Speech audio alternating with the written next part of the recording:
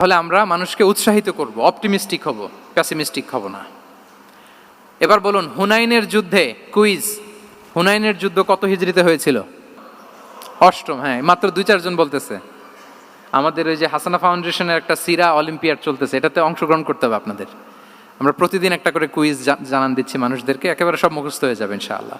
তাহলে অষ্টম হিজরিতে হাওয়াজিন বনু সাকিব গোত্রের বিশাল ব্যাটালিয়ন নিয়ে ওরা আসছে, এবং ওরা আসছে যে আমরা শুধু একা যাব না, আমাদের স্ত্রী বাচ্চা কাচ্চা, আমাদের যার ঘরে যত সম্পদ আছে সব নিয়ে মরুভূমিতে যাব। এটা নিয়ে যাব কেন? সবার মধ্যে যেন ইন্সপিরেশন আসে যে যদি আমরা হারি, আমরা সব শেষ, আমাদের সম্পদও নিয়ে যাবে। আর এগুলো রক্ষার জন্য হলেও মুহাম্মদের বিরুদ্ধে আমাদেরকে জয়লাভ করতে হবে। কি টেকনিক দেখেন! সব যখন নিয়ে দাঁড়াইছে বিশাল বাহিনী, এক সাহাবী এসে বলল, ইয়া রাসূলুল্লাহ, কালকে তো আমাদের খবর আছে, এই বাহিনীকে আমরা কি করে পরাস্ত করব? ইয়া রাসূলুল্লাহ, এসে দেখুন, পাহাড় থেকে দেখুন কত বিশাল বাহিনী। রাসূল সাল্লাল্লাহু আলাইহি ওয়াসাল্লাম দেখা মাত্রই বললেন, তিলকা গনিমাতুল মুসলিমিনা গাদান ইনশাআল্লাহ। আরবি যারা বোঝেন, যে it will be the war booty for the Muslim community tomorrow ইনশাআল্লাহ।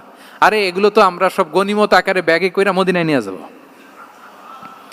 এই যুদ্ধে জয়লাভ করে যা আছে এগুলো উটে করে ওয়ার বুটি হিসেবে মদিনায় নিয়ে যাব। বলার সাথে সাথে সাহাবীদের সব ভয় দূর হয়ে গেল, আবার প্রাণ ফিরে পেলেন, সজীব হয়ে উঠলেন, উজ্জীবিত হলেন।